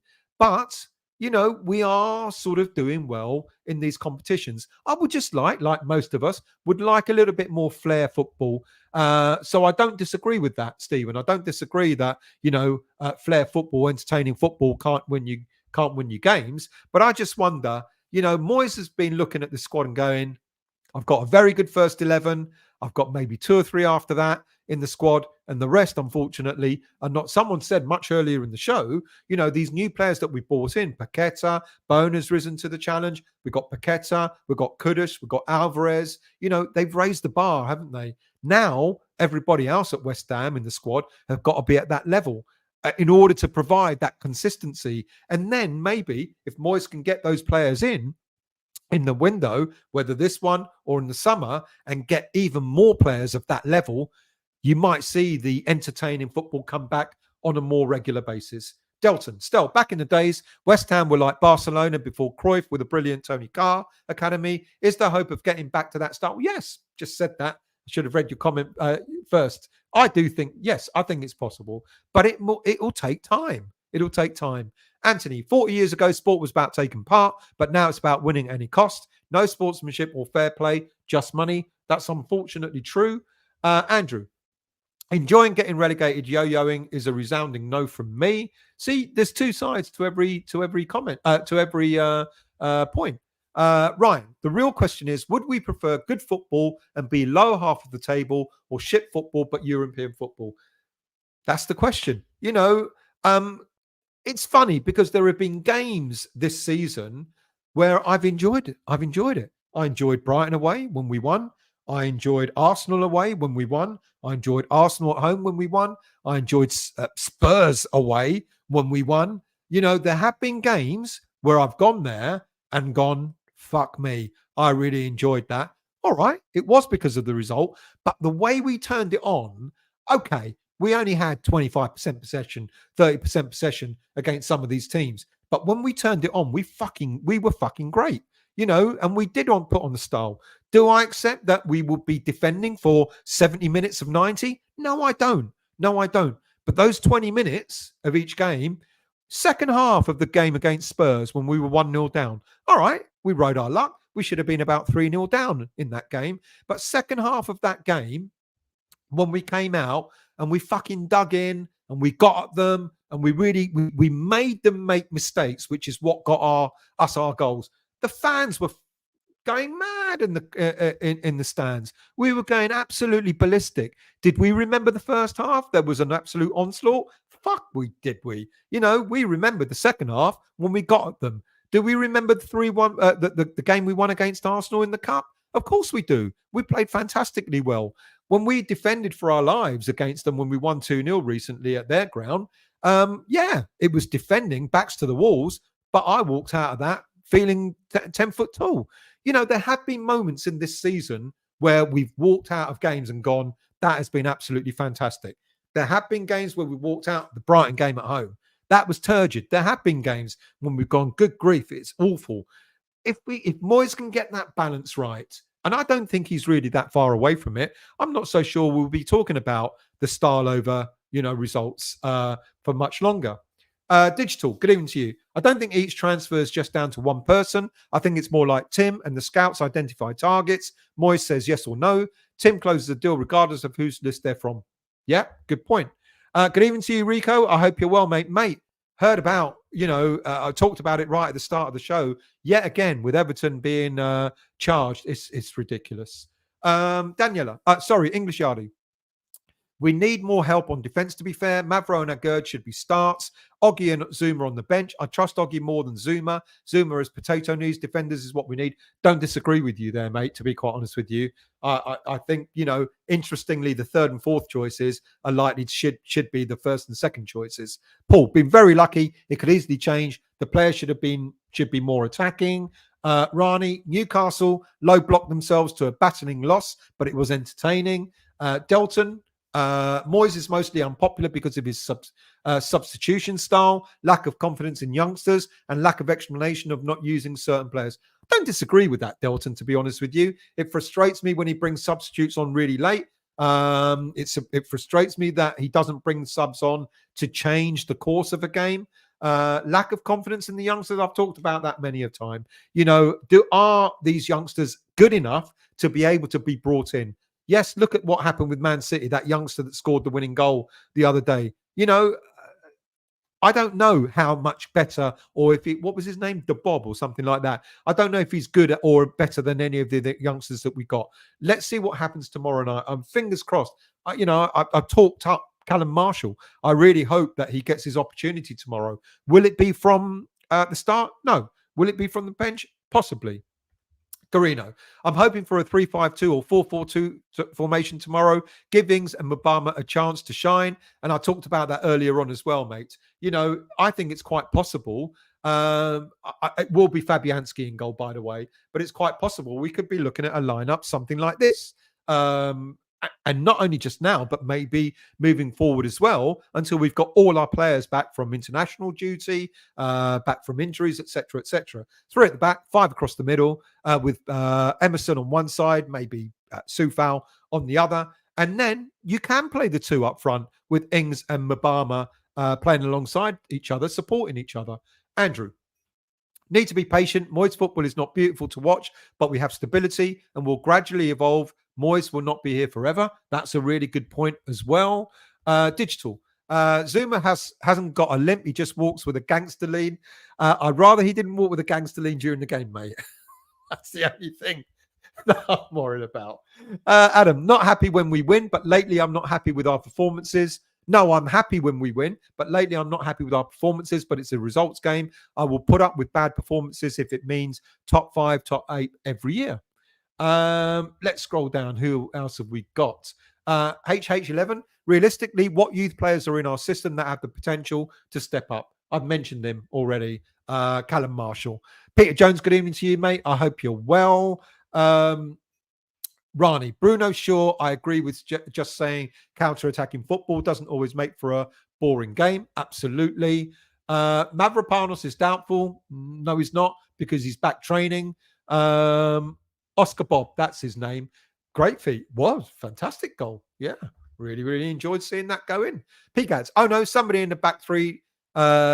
Somebody in a back three needs some pace. Don't disagree with that, but it's what we've currently got at this moment in time. Anthony, defending is skillful. A lot of the time, we're the best in the league at it, and our counter-attacking is skillful and exciting. I'd hate to have loads of possession and not score.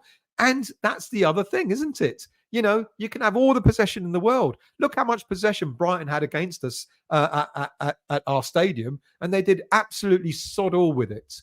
Dalton, playing Ings and Mubama is only profitable if we have some creativity behind them. Who can that be? Not a lot. If you look at that, Ward-Prowse maybe. Not as much creativity. Well, Emerson is what you'd rely on, I guess. But yes, I totally get that. Rani, 5 great goals in that game. We'll struggle to see better quality finishes in that one game. That was the Man City game. That was done. 1 hour 54 minutes. You're going to lose 6 minutes. I normally go over 2 hours, but there you go. You can't have everything. Thank you all for watching. Thank you all for your comments. Really much appreciated. As usual, I love that you all get involved, which is important. Otherwise, I'll be talking to myself. Well, I do talk to myself. But no, seriously, thank you all for watching. Really much appreciated. Forgive me if you were hoping for a more thorough preview of the game against Bristol City. I can't. We've got lack of players. We can just put out a decent 11. I think we'll do enough. I think we'll beat them 2-0. Let's just go and get that game out of the way so we can focus on Sheffield United. Really appreciate your comments. Have a great week. It will be great tomorrow. We'll be all wondering what on earth happens. Why are we all moaning? We're in the 4th round of the FA Cup. We're 6th in the league. We're last 16 of Europa. Could be worse, couldn't it? Have a great week, and I'll see you all very soon.